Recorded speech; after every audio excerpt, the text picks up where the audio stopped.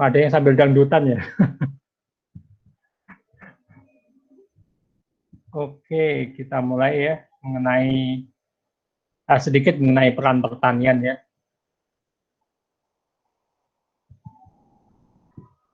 Kontribusi agribisnis pembangunan ekonomi. Ya, peran pertanian ini atau agribisnis ya, ini sebenarnya mungkin dibilang sering diremehkan ya, pertanian dalam pembangunan ekonomi nasional ya, karena dibilang karena perannya dianggap sangat ya nggak begitu lah ya, yang namanya petani ya itu tidak begitu uh, punya apa ya kedudukan yang orang mengandang petani itu semacam cuma petani seperti itu. Agribisnis juga gitu, pertanian cuma kayak gini gitu ya. Tapi sebenarnya ya pertanian itu sejak dulu itu sebagai penggerak ekonomi paling awal ya. Dulu sebelum ekonomi bisa maju pasti pertaniannya dulu ya. Jadi dianggap pertanian itu merupakan awal dari ya majunya perekonomian. Kalau dicontohkan seperti dalam grafik ini ya, kalau pertanian semakin meningkat ya, ekonomi juga akan makin meningkat ya.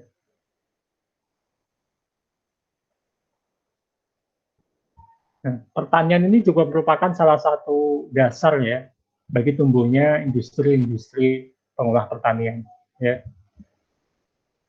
Hampir semua industri ya itu ada basisnya di bidang pertanian ya. Mobil sekalipun pasti kan perlu pertanian ya, kan tidak perlu karetnya ya. Apalagi sekarang ya industri otomotif lagi gencar-gencarnya menggunakan energi terbarukan, dan energi terbarukan salah satunya adalah dari pertanian, misalnya dari kelapa sawit misalnya ya. Itu pentingnya pertanian. Dan selain itu ya, tanpa pertanian ya orang tidak bisa hidup ya. Orang hidup pasti perlu makan, dan selama orang perlu makan pertanian akan terus ada ya. Mungkin nanti perannya akan semakin turun ya. Kalau negara maju kan peran pertanian dalam dalam perekonomian itu mungkin tidak banyak, mungkin sekitar 5% saja. Tapi itu tetap harus ada pertanian. Karena sekuat apapun negara ya, pasti mereka perlu makan. Rakyatnya perlu makan. Dan tidak ada satu negara pun yang mau ya uh, hanya mau tidak mau memproduksi pertanian ya, hanya mau mengimpor pangan. Ya. Tidak ada suatu negara pun yang membuang pertanian. Pasti negara apapun pasti akan berjuang agar mereka bisa menguasai pertanian. Ya. Bahkan di negara-negara Timur Tengah, Arab Saudi yang kaya minyak, pasti mereka juga mengembangkan pertanian. Meskipun ya biayanya tinggi. Mungkin akan lebih banyak menguntungkan ya bagi Arab Saudi misalnya ya, untuk mengimpor saja makanannya daripada membangun lahan pertanian ya, lebih baik impor saja. Kan mereka punya banyak minyak. Tapi itu tidak mereka lakukan karena pertanian itu juga salah satu unsur dari kedaulatan suatu bangsa.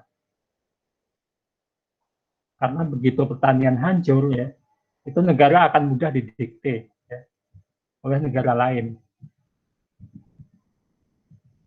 Nah, itulah pentingnya pertanian ya.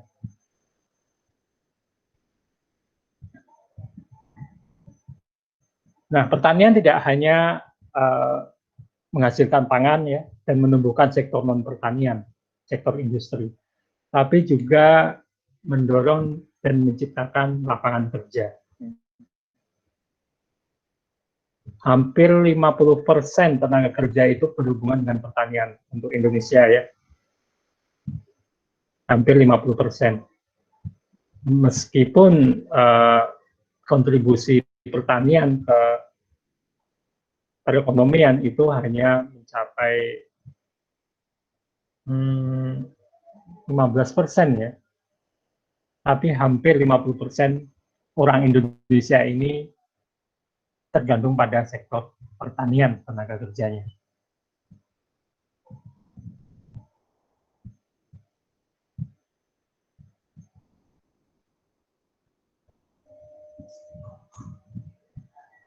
Nah, di sini terlihat memang untuk peningkatannya pertanian ya, yang garis merah ini ya, ini tidak sekencang industri ya. Tapi meskipun begitu ya, ini sangat vital sekali pertanian. Kalau pertanian hancur ya, industri akan ikut-ikutan hancur. Sehebat apapun industrinya.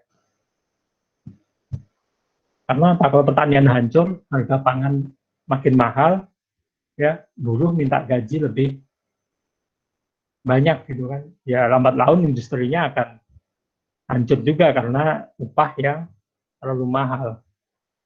Salah satu contohnya. Atau bisa juga setiap industri pasti menggunakan bahan baku dari hasil-hasil pertanian.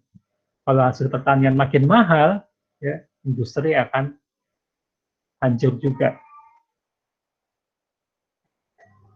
Dan satu lagi, kalau kita lihat pandemi saat ini ya, kita pernah berapa kali mengalami krisis ekonomi ya. Tahun 65, tahun 2000, tahun 97 ya, dan sekarang. Semua itu kenapa terjadi krisis? Salah satunya adalah harga pangan yang naik dan hancurnya pertanian. Ya, itu salah satu alasan sehingga pertanian ini menjadi perhatian setiap penguasa, setiap orang yang berkuasa di negara ini. Tanpa kalau pertanian sampai hancur ya,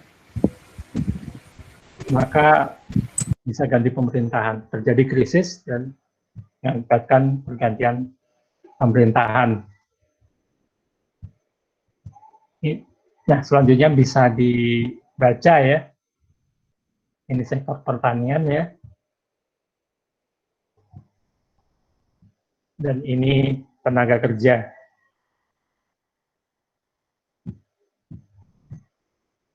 Memang terlihat tenaga kerja di sektor pertanian ini semakin turun ya, semakin menurun, dan non pertaniannya akan semakin meningkat.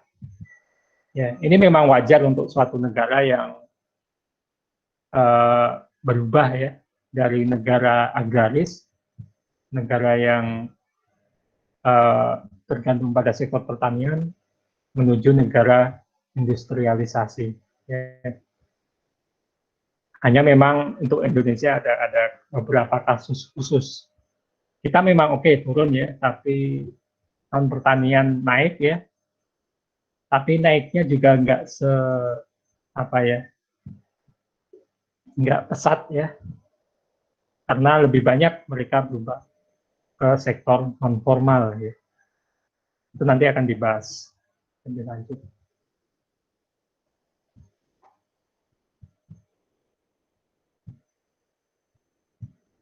Oke, selanjutnya bisa dibaca ya, bisa dilihat sendiri, karena ini hanya sebagai pengantar saja.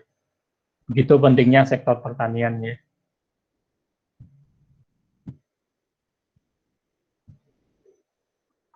Bahkan di masa pandemi ini ya, kalau kalian baca berita ya, pertumbuhan ekonomi kita minus ya, minus 5 ya. Tetapi pertumbuhan pertanian ya, memang minus, tapi minusnya nggak begitu banyak, minus 2.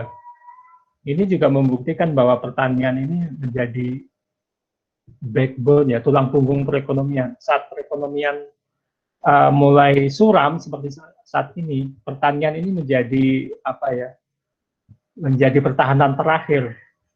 Karena kalau pertanian sampai runtuh ya bubarlah negara ini ya. Nah itu. Dan yang menggembirakan memang ekspor agribisnis kita ya, meskipun masa pandemi ini ada peningkatan, ya ada surplus. Sedangkan ekspor yang lainnya yaitu mengalami penurunan. Itu patut berbangga ya kita ya. Itulah pentingnya sektor pertanian.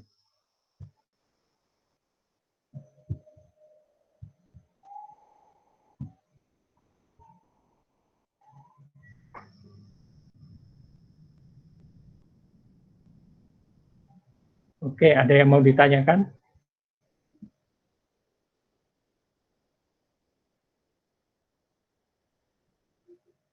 Nah, ini sebelum pandemi ya, situasi sebelum pandemi, situasi sektor pertanian ya,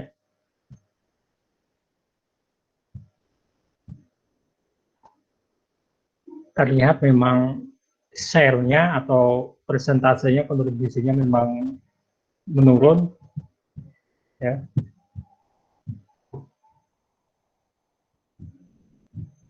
Tapi memang tidak perlu berkecil hati ya.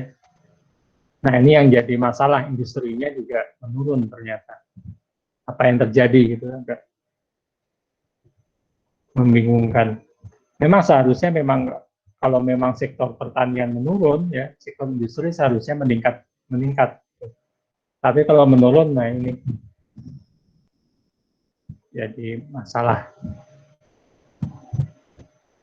Nah, ini menjadi tantangan bagi pertanian ke depan ya.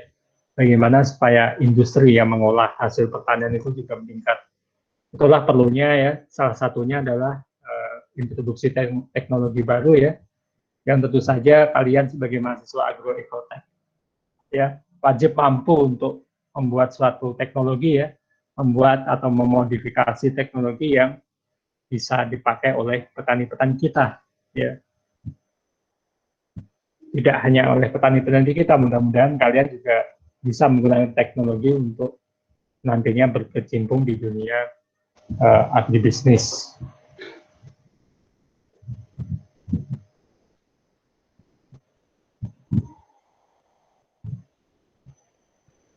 Nah, di sektor pertanian sendiri kita juga punya masalah mengenai sumber daya manusia ya. Petani-petani kita banyak yang sudah tua ya, sedangkan petani-petani muda itu tidak banyak ya. Tidak banyak orang yang uh, mau menjadi petani. Padahal jadi petani itu keren gitu ya.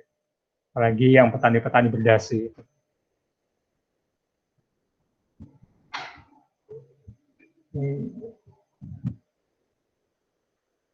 Nah, ini situasi awal-awal pandemi ya, ekspor agribisnis ya, sempat mengalami penurunan ya, karena pandemi ya, turunnya jauh banget. Tapi berlambat laun makin naik ya, meskipun sedikit.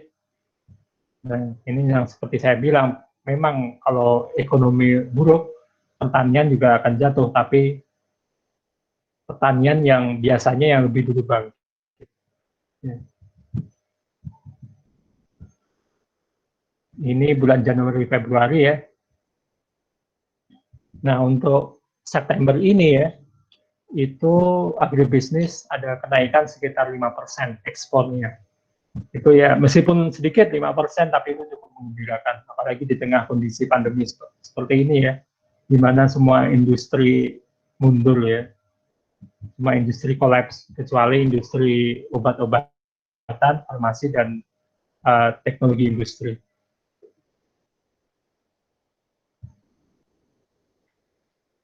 Oke, itu sedikit pengantar ya dari saya mengenai pentingnya pertanian. Jadi kalian harus bangga ya, kalian masuk sebagai mahasiswa pertanian ya. Ya, jangan merasa minder dengan mahasiswa lain ya. Kalian ini adalah ya tulang punggung bagi kedaulatan suatu negara. Oke, itu sedikit pengantar dari saya. Ada pertanyaan? Kalau ada pertanyaan bisa langsung saja ya.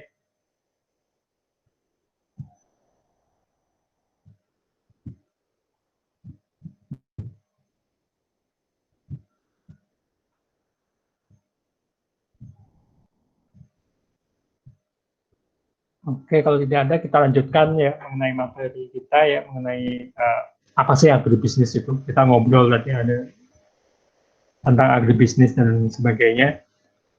Saya kira kalian sudah cukup memahami tentang agribisnis ya. Terbukti dari forum ya yang saya cek, ya memang ada beberapa yang biasanya terlupakan dalam agribisnis. yang menganggap bahwa itu bukan agribisnis, tapi ternyata itu bidang itu adalah agribisnis juga, ya.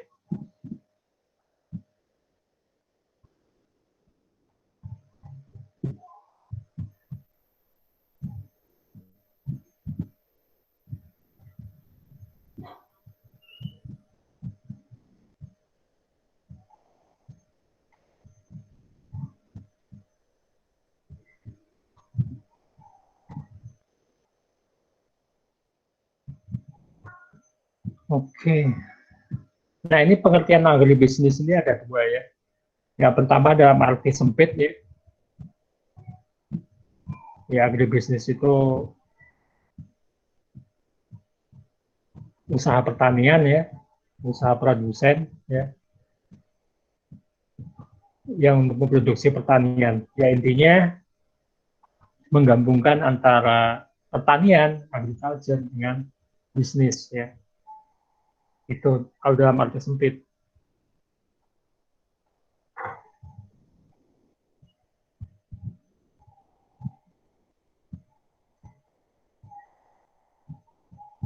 Dalam arti luas, agribisnis tidak hanya menghasilkan produk-produk pertanian, ya, dan memasarkannya, tetapi juga sektor yang menyediakan input, ya.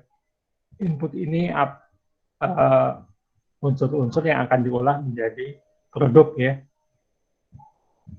Sektor input ini misalnya pupuk, misalnya, ya, modal juga.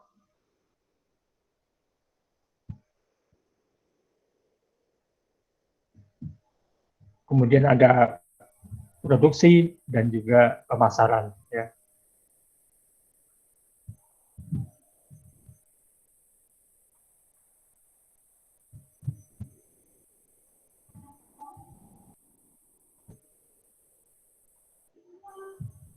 Tapi kemudian agribisnis ini berubah lagi pengertiannya, tidak hanya sektor input, produksi dan pemasaran, ya, tetapi juga sektor penunjangnya, ya.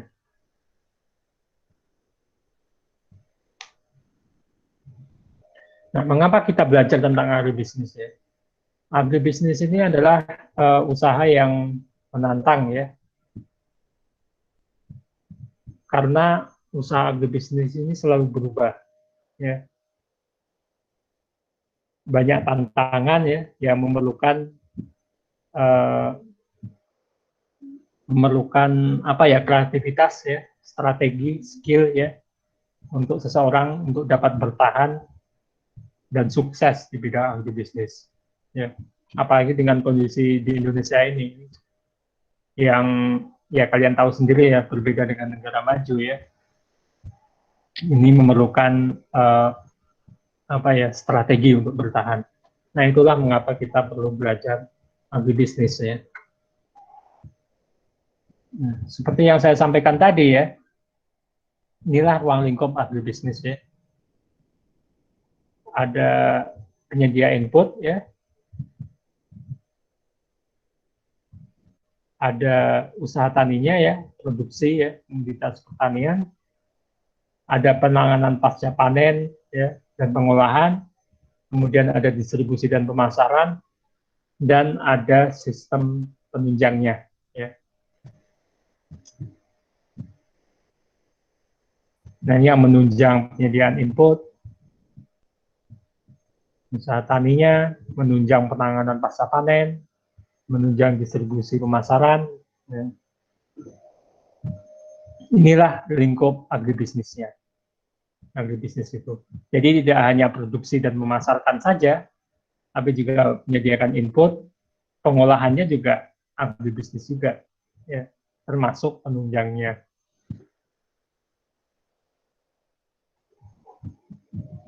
Nah, input ini apa saja, ya? Termasuk pupuk, ya, termasuk mesin-mesin pertanian, mesin traktor misalnya, ya, traktor misalnya itu termasuk input juga, termasuk usaha agribisnis juga. Kemudian mesin, termasuk mesin pengolahannya juga, ya, itu input juga. Bagaimana dengan usaha taninya? Tentu saja di sini usaha taninya tidak hanya pertanian secara sempit ya, tapi juga pertanian secara umum, termasuk pertanian ikan itu sendiri, perikanan, kehutanan, ya, itu termasuk dalam lingkup agribisnis juga. Kemudian ada penanganan dan pasca panen ya, jadi pengolahan industri yang mengolah hasil-hasil pertanian ini juga terlingkup dalam agribisnis. Ya. Kemudian distribusi dan pemasaran. Nah, penunjangnya ini apa saja? Ya. Penunjangnya ini termasuk yang menyediakan kredit misalnya, termasuk bank, ya. Kemudian konsultan agribisnis, ya. Kemudian kebijakan yang sesuai untuk agribisnis, ya, termasuk di sini pemerintah. Ya. Nah inilah lingkupan agribisnis. Jadi agribisnis ini sangat luas lingkupannya. Termasuk pendidikan, termasuk universitas kita, fakultas pertanian itu adalah bagian dari agribisnis. Karena fakultas pertanian ini menghasilkan sarjana-sarjana pertanian ya, dan ini masuk dalam sistem penunjang yang menyediakan sumber daya manusia dan juga menyediakan teori ya, mungkin teori dan prakteknya ilmu-ilmu tentang agribisnis. Nah ini masuk dalam penunjang ya. Jadi kalau ada pertanyaan, apakah pekerjaan kantoran itu masuk agribisnis? Bisa jadi ya, misalnya dia bekerja di bank yang memberikan kredit ya pada petani-petani. Dia juga termasuk bekerja di bidang agribisnis. Termasuk saya kan dosen ya, mengajar dan melakukan penelitian yang penelitian yang berhubungan dengan agribisnis. Nah, saya termasuk kerjaan saya itu termasuk dalam ruang lingkup agribisnis di sini. Dan mungkin kalian juga sekarang ini kalian sedang belajar ya. Ada yang mungkin sudah berusaha di agribisnis ya. Ini juga kalian termasuk dalam ruang lingkup agribisnis ya. Oke, ini sedikit pengantar mengenai pengertian agribisnis. Ya, tentu saja kalau pengertiannya secara tekstual ya berdasarkan buku banyak sekali ya. Banyak sekali pengertian tentang agribisnis itu. Tapi yang ingin saya tekankan di sini adalah bahwa inilah lingkup agribisnis. Apa itu agribisnis? Ya inilah agribisnisnya, ruang lingkupnya. Jadi agribisnis ini lingkupannya sangat sangat luas. Ya.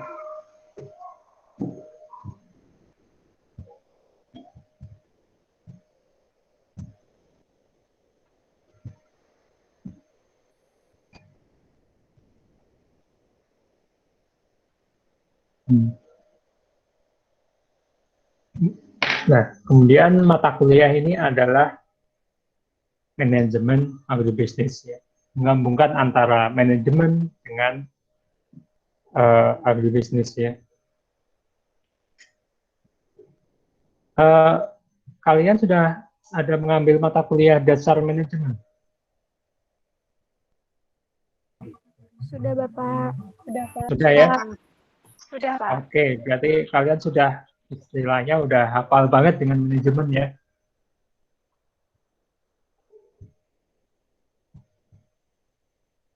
Ya.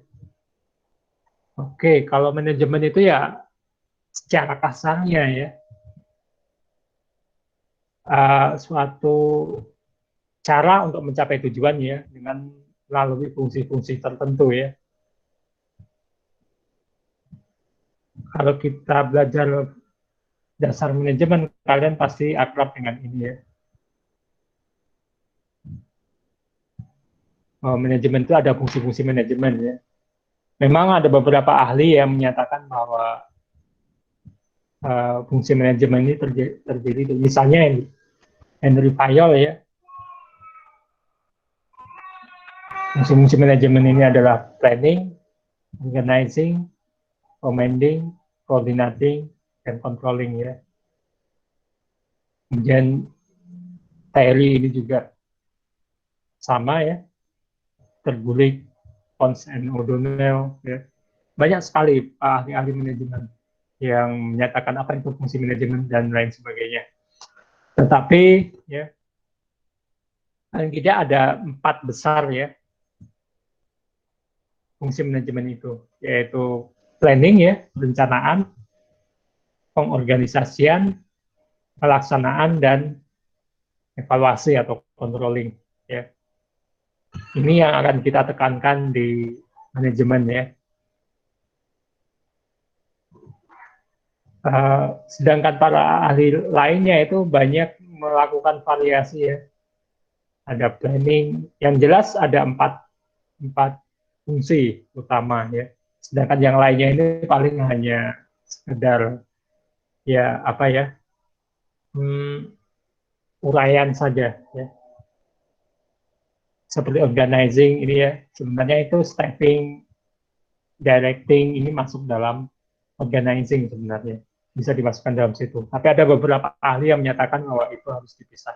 Tapi pada dasarnya ada manajemen, fungsi manajemen ini paling tidak ada 4 atau 5 gitu ya.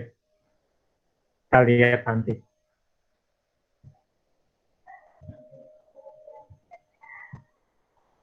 Oke. Menurut Hani Handoko ya, itu ada fungsi manajemen, itu ada perencanaan, ada pengorganisasian ya. Perencanaan itu kita merencanakan ya, merencanakan tujuan organisasinya apa, bagaimana strategi untuk mencapai tujuan, bagaimana kebijakannya, program apa yang mau dilakukan, dan lain-lain. Istilahnya merencanakan untuk mencapai tujuan, apa langkah-langkahnya. Nah, kalau pengorganisasian ya, ini menentukan sumber daya apa yang diperlukan. Sumber daya ini termasuk modal ya, tenaga kerjanya, kemudian bahan-bahan apa saja ya yang diperlukan, kemudian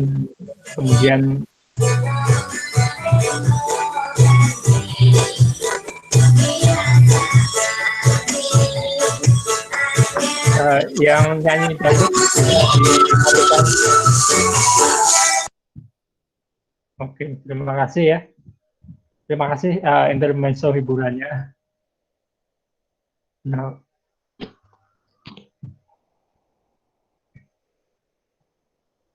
kita lanjutkan ya. Nah, pengorganisasian ini juga termasuk mengatur sumber daya manusianya ya, kemudian mengarahkannya semuanya sumber daya yang ada itu untuk mencapai tujuan. Terus mengatur manusianya ya, apa wewenangnya, apa tanggung jawabnya, dan bagaimana mengkoordinasikannya.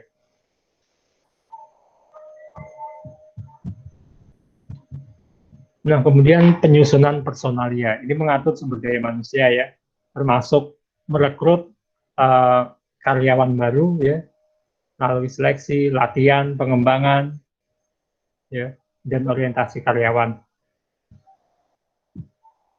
Kemudian yang keempat, mengarahkan ya, termasuk ini tidak hanya memerintah ya, tapi juga memotivasi ya, mengkomunikasikan sehingga karyawan itu mengerjakan sesuatu itu sesuai dengan keinginan pimpinan ya. Nah, yang terakhir adalah pengawasan. Pengawasan ini semuanya mengawasi semua tahapannya ya, mulai dari perencanaan, pengorganisasian ya, penyusunan personalia, pengarahan, dan pengawasan itu sendiri. Jadi termasuk menetapkan standar ya, dan apa yang dilakukan untuk supaya apabila suatu kegiatan itu tidak sesuai dengan perencanaan, pengawasan ini bertugas memberikan solusi ya, memberikan teguran atau solusi agar apa yang direncanakan ini berjalan dengan baik.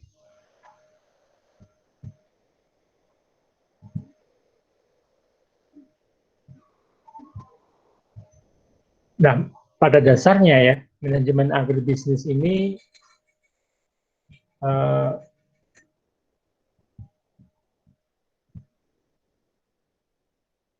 itu adalah bagaimana kita bisa mengelola usaha agribisnis ini agar berkesinambungan ya. Ini karena kenapa? Agribisnis ini sesuatu usaha yang unik ya, berbeda dengan sektor industri. Ya.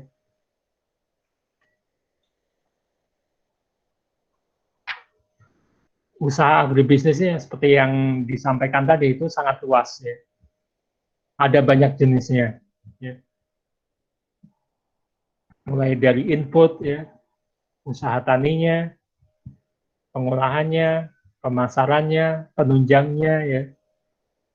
Ini sangat-sangat besar ya, sangat-sangat beragam ya. Sehingga jumlah usaha agribisnis ini ya sangat banyak sekali ya. Ada persaingan ya, ada yang pesaingnya, ada yang mitra ya. Kemudian uh, istilahnya apa ya, digencet sana sini ya. Kemudian usaha agribisnisnya sendiri ada yang kecil ya. Contoh seperti usaha jual warung ya, usaha pedagang kaki lima misalnya ya, sampai ukuran yang sangat besar ya, seperti DuPont ya, yang spesialisasinya memproduksi pestisida misalnya ya, sampai apa ya, dari usaha kecil yang setingkat kaki lima sampai usaha multinasional ya, yang beroperasi di hampir semua negara di dunia ya. Kemudian ada kalanya juga agribisnis skala kecil ini harus bersaing ya, tidak hanya dengan sesama usaha kecil tapi juga dengan usaha agribisnis skala besar ya. Nah, khusus Indonesia ya, usaha-usaha pertanian itu lebih banyak tradisional ya. Yang penting warga bisa makan seperti itu. Jarang sekali ada petani yang memang beringinan untuk maju gitu ya. Kebanyakan petani berusaha tani ya, yang penting warga bisa makan. Untuk mengolah hasil pertanian itu juga jarang sekali orang yang mampu, yang mau untuk melakukan itu. Ya.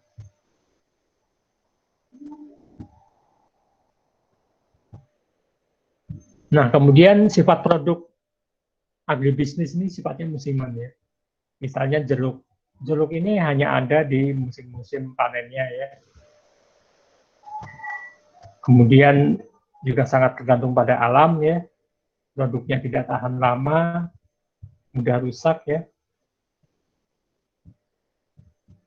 Dan kemudian kebijakan pertanian itu sangat sangat sensitif ya. Kalau ada kebijakan pemerintah yang baru, itu biasanya pertanian atau agribisnis itu pasti akan menerima efeknya. Ya.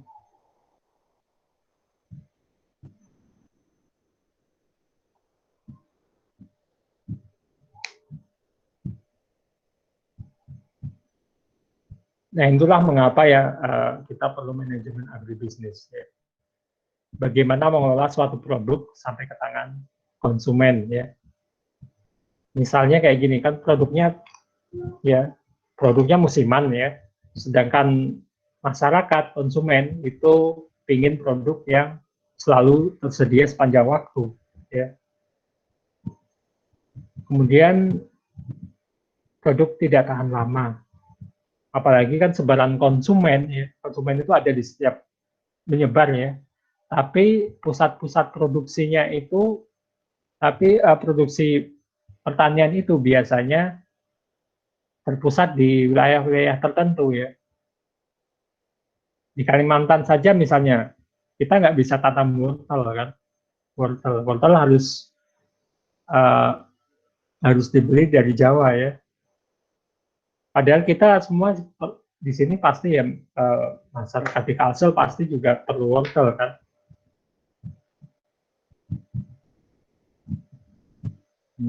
Nah, itu bagaimana itulah mengapa kita perlu manajemen agribisnis ya. Bagaimana supaya misalnya wortel dari Jawa itu bisa ada sepanjang waktu ya, bisa dikirim ke Kalimantan Selatan, dikirim ke Banjarmasin ya.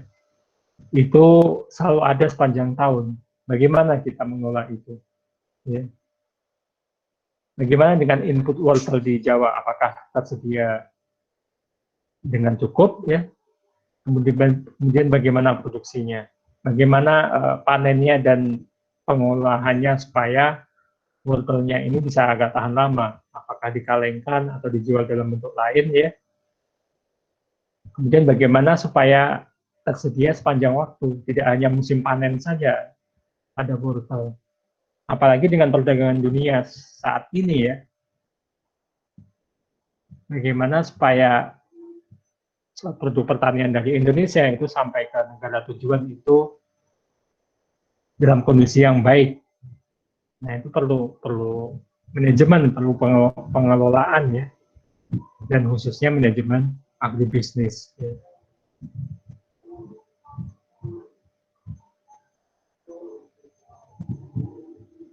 Oke, ada pertanyaan sampai sini?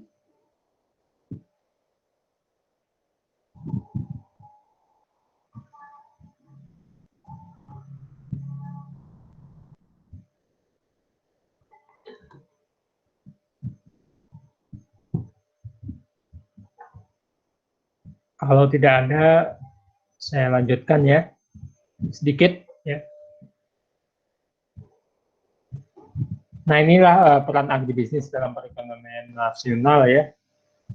Agribisnis ini tidak hanya memproduksi pangan ya, tapi juga berkontribusi dalam pembentukan GDP ya, plus domestic bruto ya, kemudian menyerap tenaga kerja, berperan dalam perdagangan internasional ya, ketahanan pangan, termasuk juga pelestarian lingkungan ya. Bagaimana kita memproduksi suatu produk pertanian ya tanpa merusak lingkungan ya. Itulah salah satu fungsi agribisnis ya.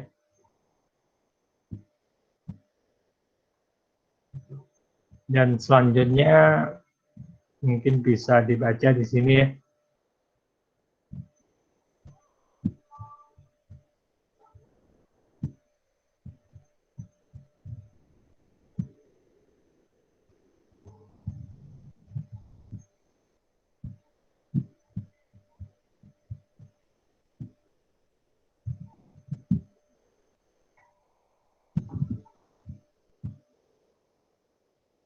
Nah, kita lihat di sini bahwa sektor agribisnis ini menyumbang sekitar 45% ya. Sektor agribisnis ini termasuk pengolahan pertanian ya, pengolahan produk-produk pertanian ya, 45%. Kalau pertanian sendiri ya produksi pangan saja itu 15 sampai 20% memang. Tapi agribisnis ya, sektor agribisnis total semuanya itu menyumbang 45% nilai tambah perekonomian ya.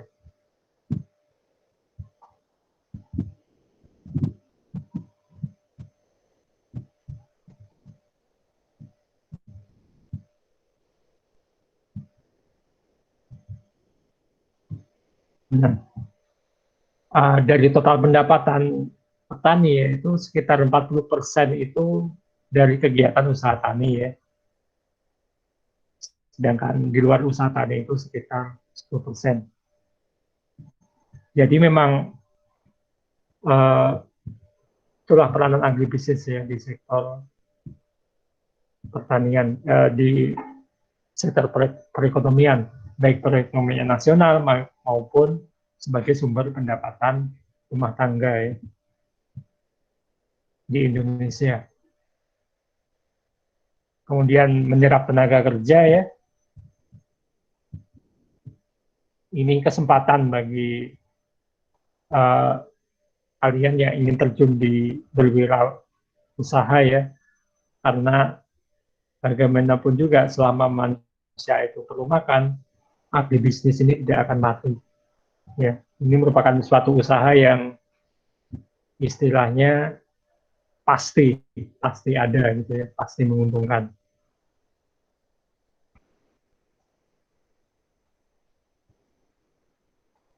Kemudian dalam perekonomian daerah ya, saya kira hampir sama saja ya. Tidak hanya berperan dalam meningkatkan pendapatan daerah, tapi juga mempercepat pembangunan ya, mempercepat modernisasi ya, dan juga menunjang sistem ketahanan pangan ya. Kemudian dalam ketahanan pangan sendiri ya, itu agribisnis ini berperan dalam menyediakan pangan yang bermutu baik ya, dan memenuhi kebutuhan gizi. Ya.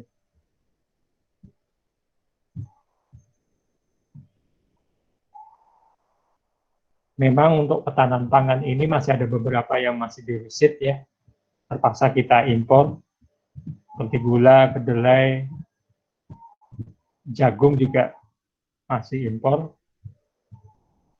Cuma memang untuk pemerintahan saat ini kelihatannya memang sangat disayangkan ya, kita punya sumber daya alam yang memadai, tapi kita lebih memilih untuk melakukan impor. Memang sangat disayangkannya.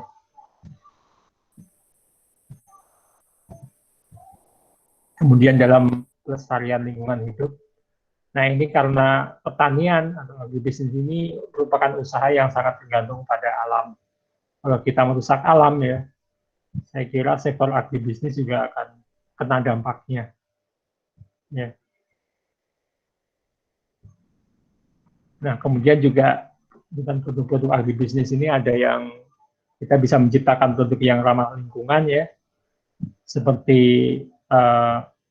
biodiesel misalnya, atau kemasan-kemasan yang ramah lingkungan ya, sebagai pengganti plastik.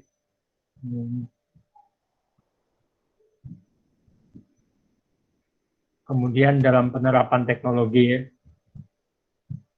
karena usaha tani ya, atau pertanian dan agribisnis ini sangat tergantung pada alam ya. Jadi ada usaha-usaha penerapan teknologi yang lebih ramah lingkungan ya. Karena apa gunanya ya jika menggunakan teknologi yang destruktif yang merusak lingkungan, malah akibatnya akan merugikan agribisnis itu sendiri.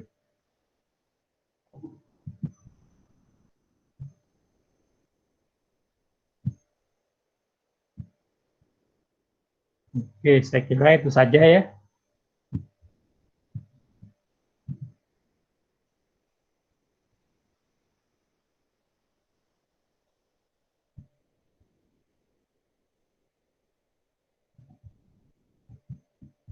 Oke, ada pertanyaan?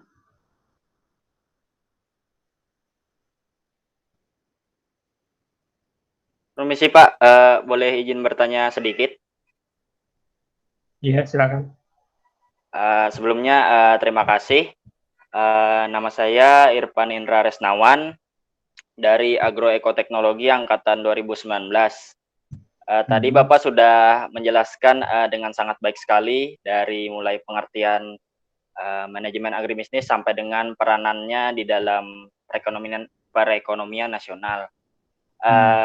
Ada satu hal yang ingin saya tanyakan Pak. Bagaimana agribisnis menanggapi program pemerintah saat ini yang dicanangkan oleh Kementerian Pertanian, yaitu program food estate, dari segi esensi dan keefektifannya dalam mempertahankan sektor pertanian saat ini. Jadi seperti tingkat urgensinya seperti apa untuk agribisnis Pak. Jadi seperti itu. Terima kasih. Ya, penerapan food estate ya. Memang sebenarnya untuk food estate ini memang kita agak ketinggalan dibandingkan dengan negara lain. Contohnya seperti Thailand dan Malaysia ya. Karena pada prinsipnya kan food estate ini mengolah hasil-hasil pertanian ya untuk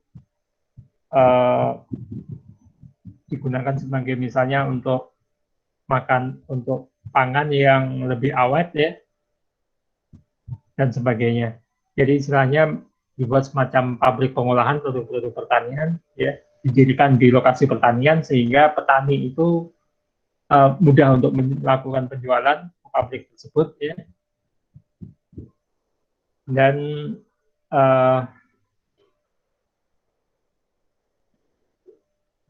kemudian pabrik tersebut mengolah dan disalurkan pada konsumen. Nah, yang kedua adalah food estate ini digunakan untuk bagaimana kita bisa memanfaatkan lahan yang ada, ya, menjadikan suatu daerah ini sebagai sumber pangan. Memang kita perlu sangat penting sekali untuk pengembangan ini, ya, supaya kebutuhan pangan kita terjamin, ya, dan tidak hanya kebutuhan pangan, tapi juga mengolah produk-produk pertanian menjadi produk-produk yang lebih bernilai, ya, baik untuk pangan maupun untuk sektor industrinya. Hanya saja yang perlu diperhatikan adalah pembangunan masalah sumber daya manusia dan teknologi, ya, yang jadi masalah, dan juga lahannya. Jangan sampai lahan yang digunakan, pembukaan lahan untuk pendirian food estate ini dilakukan secara serampangan, mengubah hutan menjadi lahan pertanian, terutama biasanya pertanian kelapa sawit yang jadi sorotan sekarang ini, ya, dan juga lahan rawa. Ya, ini yang masih menjadi perdebatan sebenarnya. Bahayanya di situ. Kita pernah punya pengalaman, ya, tahun 95-96 pembukaan lahan gambut 1 juta hektar, ya, untuk dijadikan sebagai food estate ini sebenarnya. Tapi kenyataannya itu gagal karena ternyata lahan rawa ini, ya, sangat, ya, marginal, ya, sangat tidak stabil dan perlu waktu lama untuk mengolahnya jadi lahan pertanian yang produktif. Itu perlu waktu yang lama dan juga teknik yang sayang sekali, ya, teknologi yang digunakan ini tidak sesuai dengan kondisi lahan rawa. Akibatnya, ya, seperti kita tahu, kita menderita kebakaran hutan, ya, asap sepanjang setiap tahun kita menderita gara-gara itu. Nah, inilah pentingnya kenapa kita juga perlu belajar manajemen agribisnis, bagaimana kita merencanakan dalam membuka lahan, ya, itu kita tidak bisa sembarangan. Kita harus memperhatikan aspek lingkungan, ya. Karena kalau kita secara sembarangan membuka lahan, food estate ini tidak akan pernah bisa terbentuk. Sekarang ini kita pernah gagal juga mencoba bikin food estate, ya, padi dan palawija di Papua. Gagal lagi, ya. Sangat disayangkan, kesalahan yang sama berulang-ulang. Ini tahun 2000-an, ya, di Papua. Mungkin kalian pernah dengar dulu bahwa mahasiswa lulusan pertanian yang mau bertani di Papua akan disediakan lahan 20 hektar. Cuma, ya, sayangnya gagal karena, ya, itu tadi, karena tidak memperhatikan lingkungan, SDM-nya juga nggak ada, ya, SDM-nya yang kan nggak ada sih, yang belum siap. Memang teknologinya sendiri mencoba pakai teknologi baru, ternyata tidak cocok dengan kondisi lahan yang di sana. Kemudian petaninya sendiri memang diharapkan petaninya dari Papua, tapi ternyata kebanyakan malah dikirim dari Jawa, ya, petaninya, dan nggak banyak yang mau. Akibatnya gagal dan tidak tahu, mungkin sekarang sudah diubah jadi kelapa sawit. Nah, yang baru-baru ini, ya, Pak Prabowo, ya, ini mencoba mendirikan food estate di Kalteng. Banyak yang banyak yang mendukung, tapi banyak juga yang bukan menentang sih, yang memberi peringatan, hati-hati lagi, karena kita sudah banyak pengalaman untuk mendirikan food estate, tapi, ya, beberapa gagal. Untuk di Jawa memang ada beberapa yang berhasil, ya. Itu karena memang petaninya mau untuk bekerja sama, ya, lahannya sudah ada, ya, dan mereka baru produksi itu petaninya itu mau nanam rutin gitu, sepanjang tahun mau menanam, dan juga lingkungannya yang memang mendukung. Apalagi kalau tanah di Jawa itu kan subur-subur ya, orang nanam padi itu bisa 2-3 kali dalam setahun. Tapi kalau di Kalimantan ini menanam 2 kali setahun aja agak susah petaninya. Ya, memang itu mendukung kalau di Jawa.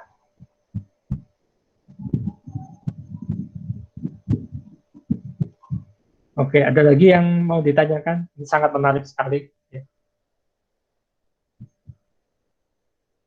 Dari saya cukup Pak. Terima kasih banyak atas jawabannya. Iya, oke, sama-sama. Saya senang mengajar agrotek, itu pasti ada pertanyaan yang sangat menarik gitu ya. Kalau setiap saya ngajar itu pertanyaan yang kadang-kadang di luar konteks, tapi nggak apa-apa, saya senang seperti itu. Artinya kalian memiliki perhatian di bidang pertanian.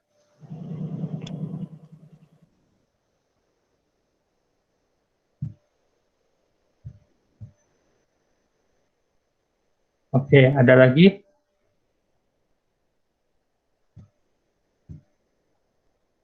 Oke, kalau tidak ada, ya. Izin bertanya, Pak. Ya, silakan. Ya, Assalamualaikum warahmatullahi wabarakatuh. Ya, Waalaikumsalam. Terima kasih atas penyampaian yang sangat bermanfaat ini, Pak. Nah, saya ingin bertanya, Pak. Kan perkenalkan dulu, nama saya Nurhalizah Putri Kajumi. Nah, saya ingin bertanya, Pak.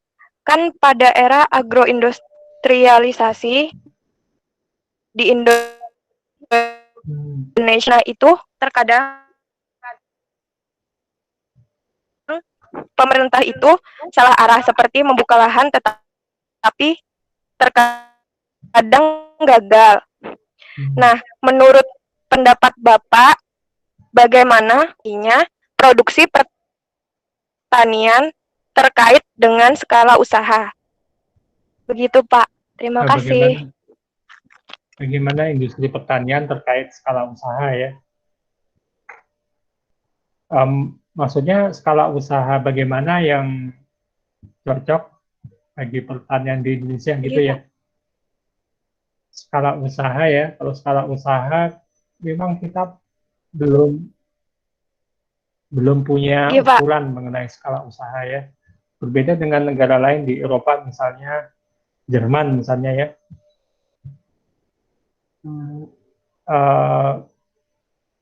Kalau di Jerman itu mereka punya yang namanya ESU, ya, Economic Scale Unit. Ya. Jadi mereka menentukan besar atau tidaknya usaha pertanian itu berdasarkan unit skala usahanya, skala ekonominya, ESU ya, Economic Scale Unit. Jadi ada yang 1 ESU, 2 ESU, dan sebagainya. Jadi kalau menurut aturan di Jerman itu 1 ESU itu sebesar berapa ya? Saya lupa berapa keuntungannya. Ya. Cuma sangat disayangkan memang di Indonesia ini belum ada sih ukuran ya.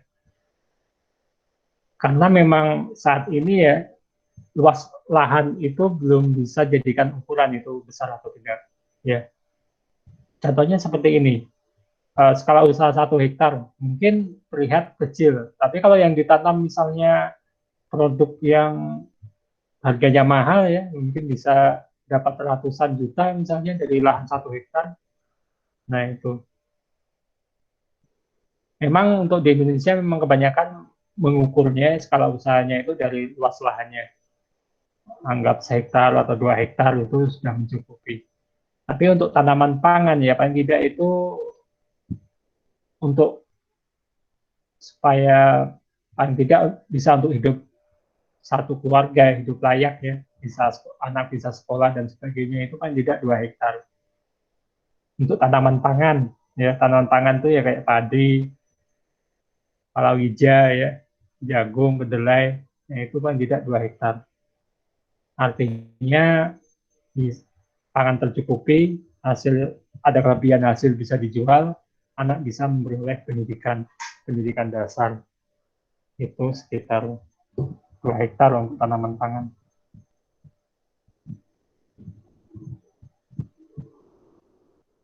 Mungkin itu, atau ada tanggapan lain?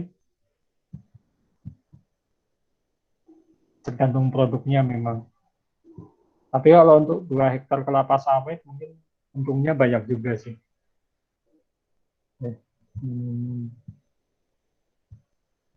Sekitar 1,5 hektar kalau tidak salah padi itu sebenarnya.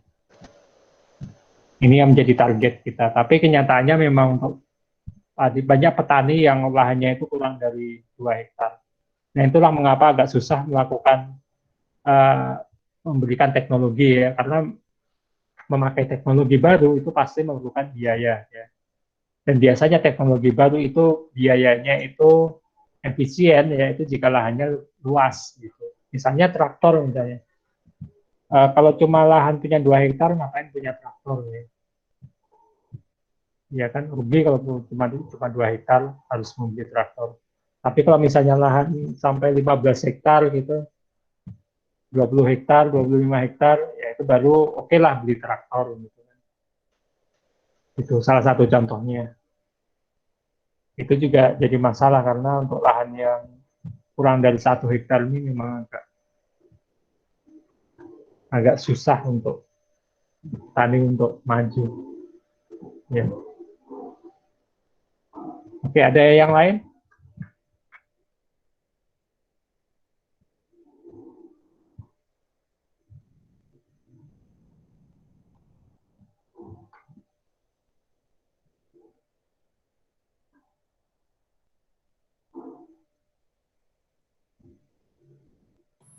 Oke, kalau Bapak, berarti dalam skala usaha kalau misalnya di Indonesia itu bisa berdasarkan produk dari tanaman ya Pak?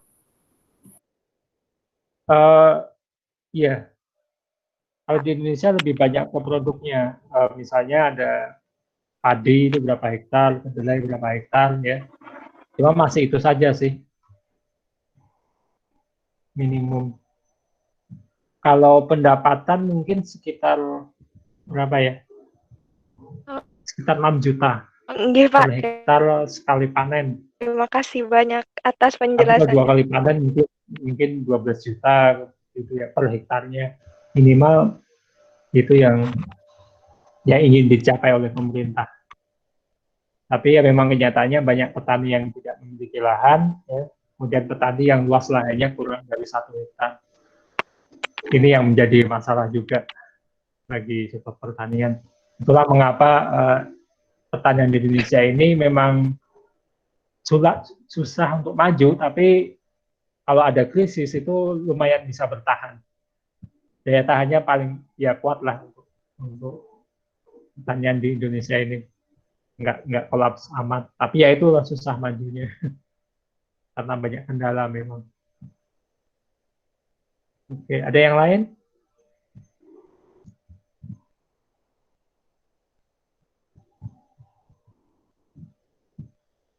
Nggih, Pak, terima kasih atas penjelasannya. Cukup dari saya itu saja. Ya, yang lain silakan.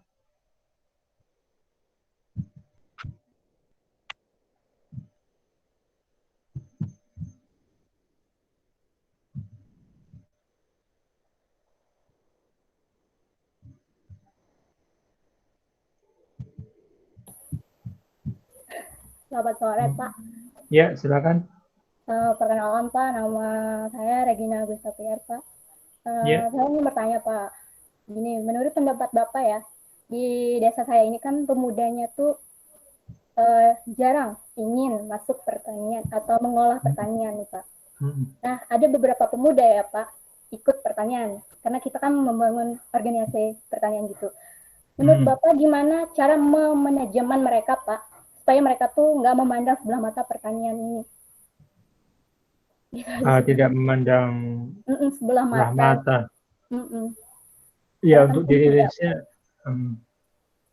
memang untuk di Indonesia itu mereka melihat hasilnya. kaya nggak jadi pertanian gitu ya.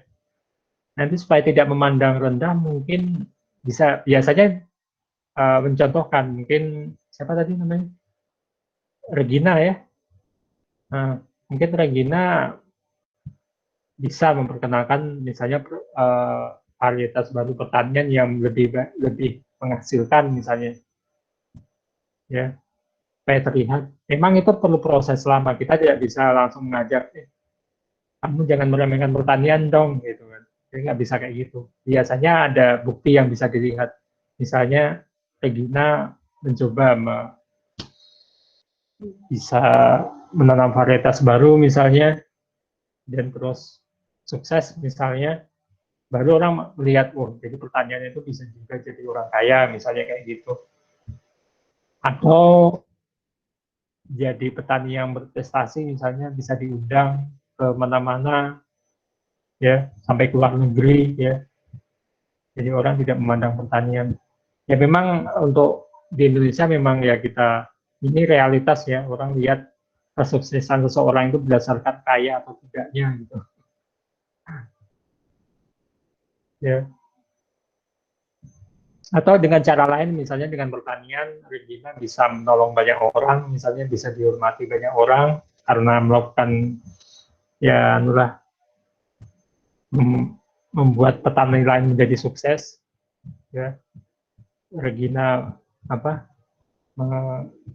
memperkenalkan teknologi baru atau varietas baru ya, atau tanaman baru yang lebih menguntungkan, atau Regina bisa memasarkan hasil ya, karena Regina ini kan mahasiswa jadi punya banyak link ya, tidak hanya link pemasaran ya, tidak hanya warga sekitar, mungkin nanti bisa lanjut ke ekspor misalnya.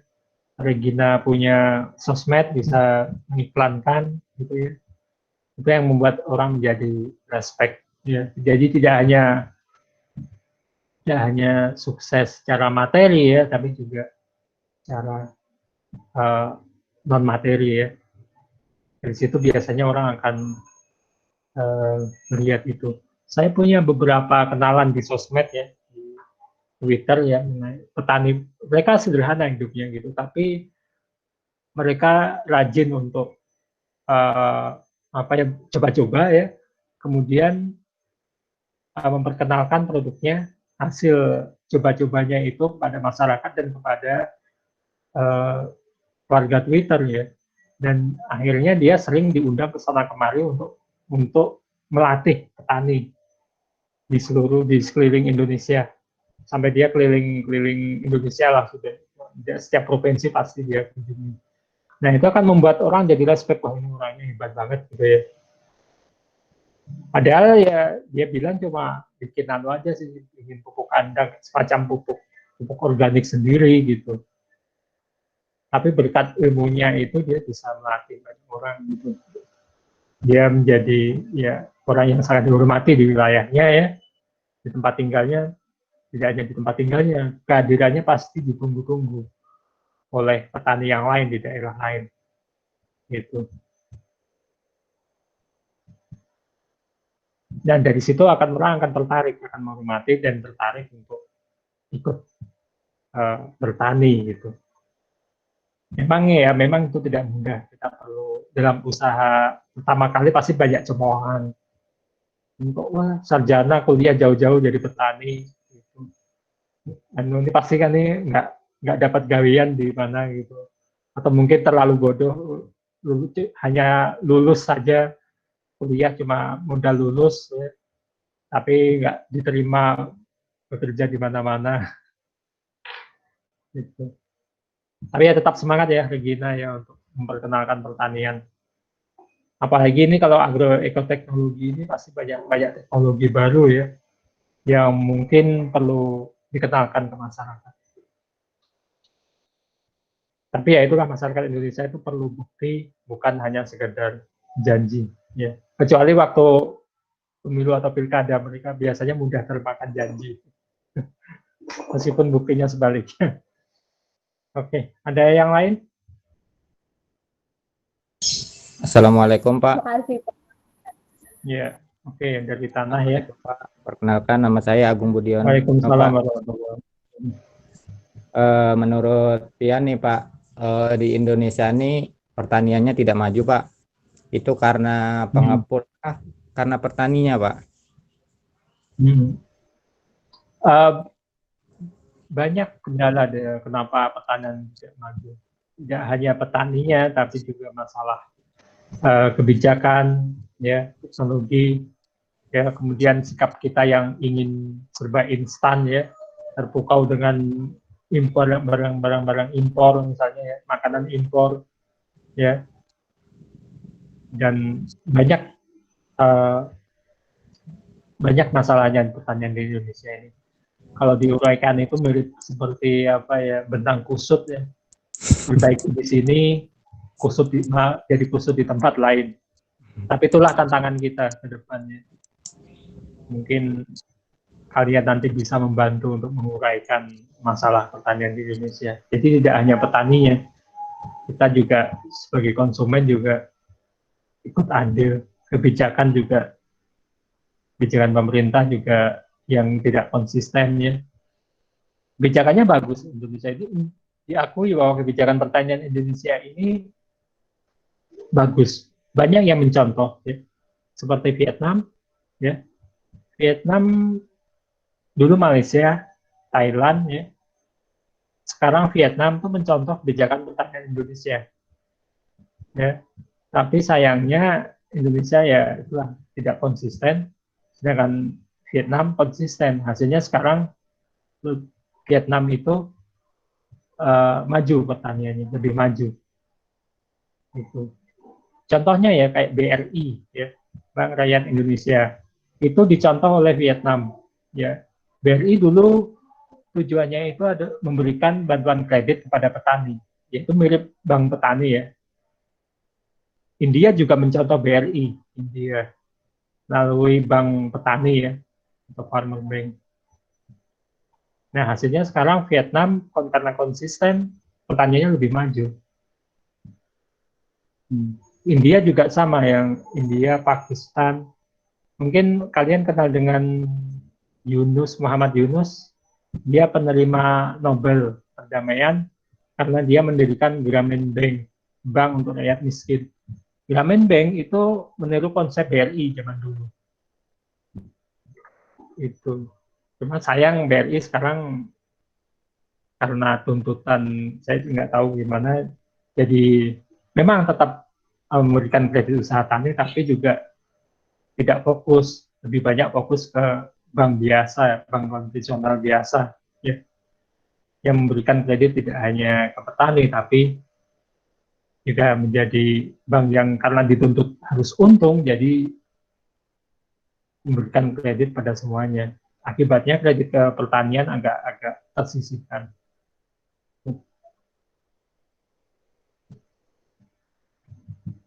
Ada yang lain? Atau mungkin Agung punya pendapat lain? Kenapa pertanian Indonesia kurang maju? Kalau menurut saya sih banyak permainan di pengepulnya sih Pak.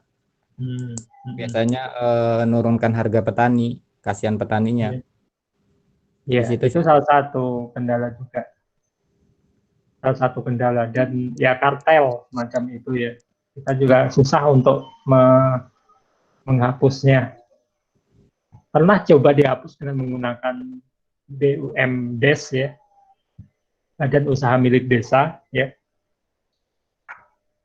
Nah, dia membeli gabah petani lebih mahal dibandingkan pengepul. Awalnya oke, nggak masalah, ya, tapi kemudian kok pengepulnya juga pintar juga, dia beli barang yang lebih tinggi lagi dari kemampuan BUMDes.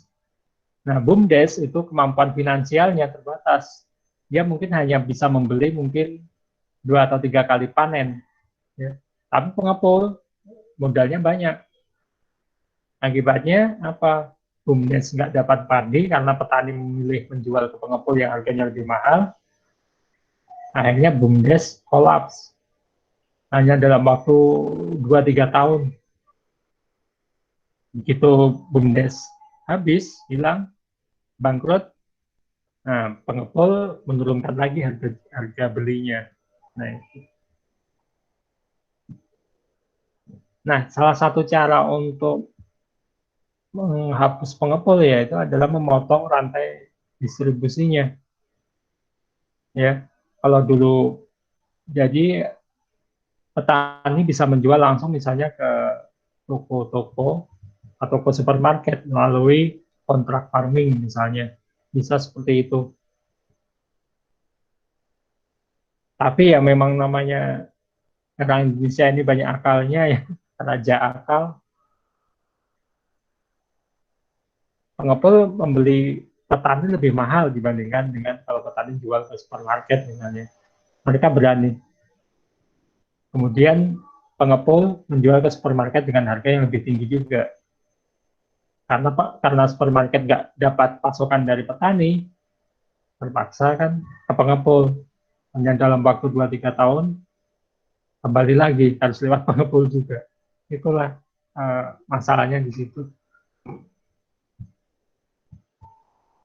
Kadang-kadang juga menggunakan premanisme ya, itu yang Wani Hangit ke pengepulnya. Wani Hangit, ya, yaitu Wani Hangit.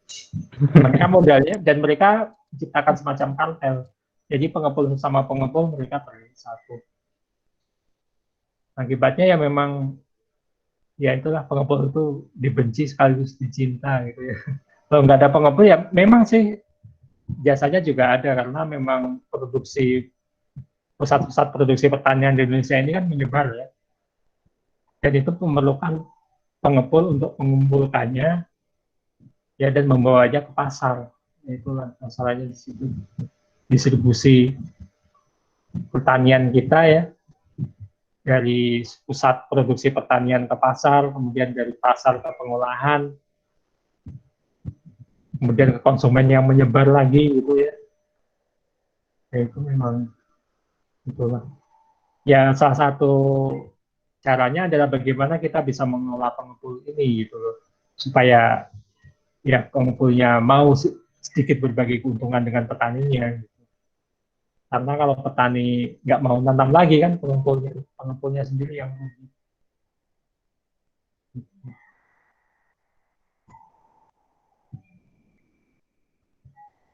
Oke, ada yang lain? Misalnya Agung, silakan kalau mau ada yang disampaikan atau mungkin Cukup Pak, itu aja mungkin Pak yang dapat saya atau sampaikan. mungkin ada masalah kira-kira sebabnya apalagi gitu. Silakan. Nggak apa-apa kita diskusi, waktu kita masih banyak. 10 menit. 10 menit lagi. Mungkin yang lain Pak bisa nambahkan kalau ada. Yang lain mungkin silakan.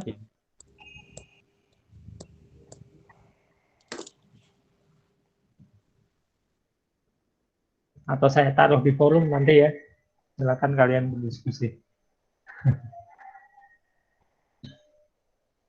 Ada yang lain mau disampaikan atau apa?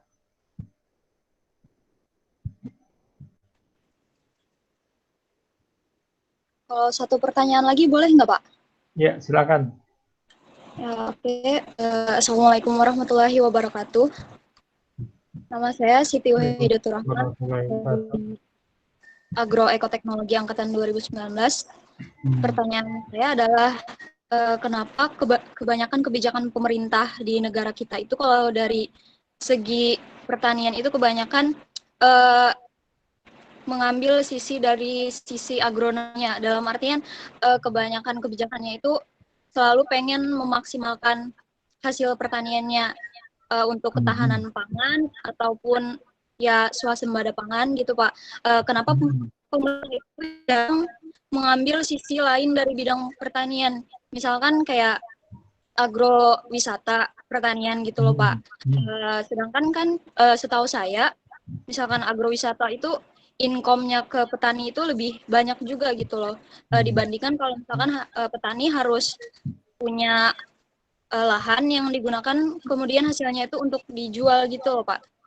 Kenapa pemerintah tuh lebih condong ke yang saya sampaikan tadi di pertama? Itu aja Pak. Sekian. Wassalamualaikum warahmatullahi wabarakatuh. Ya, Waalaikumsalam warahmatullahi wabarakatuh.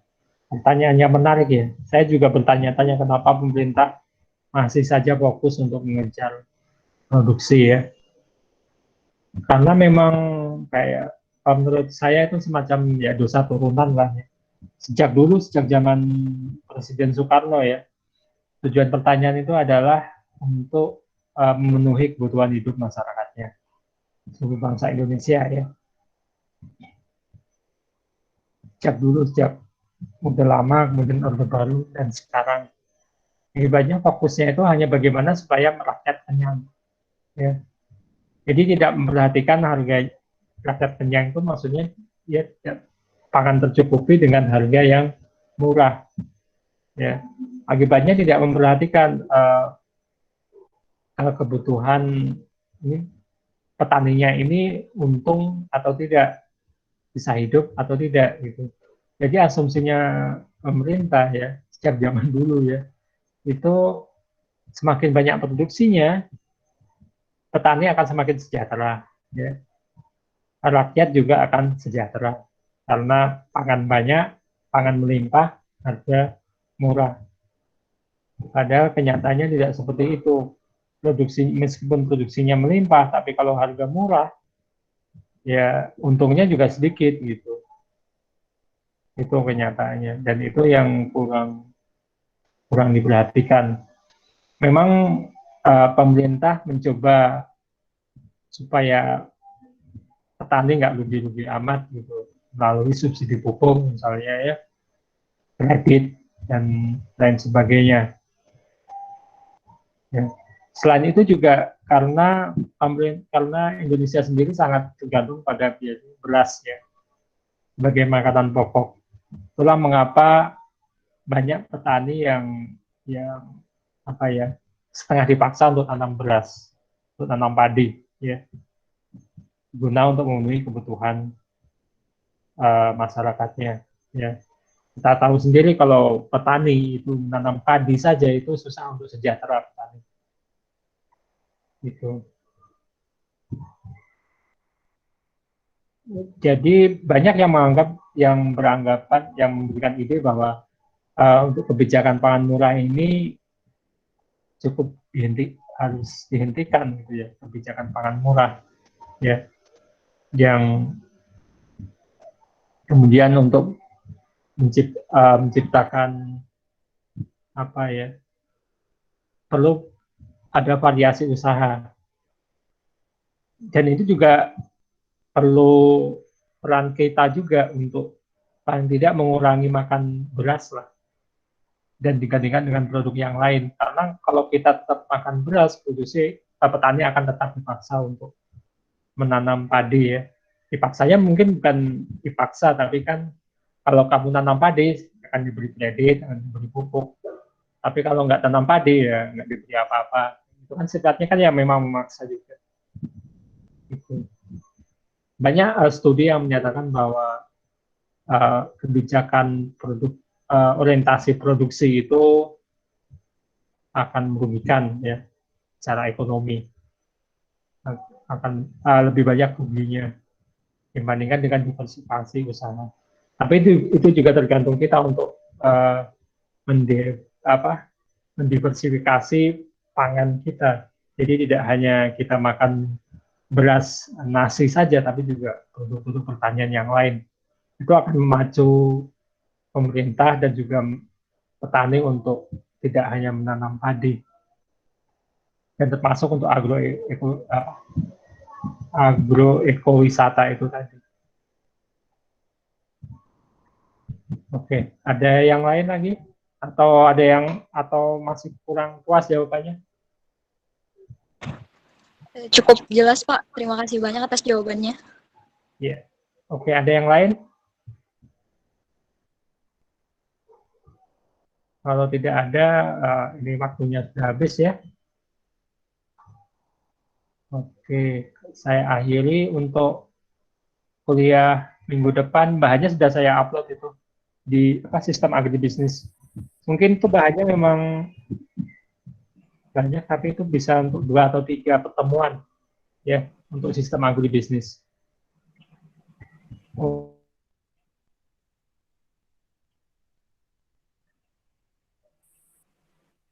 untuk salah ketik dan gambar yang hilang ternyata, karena setelah saya cek ternyata karena warnanya ya jadi hilang.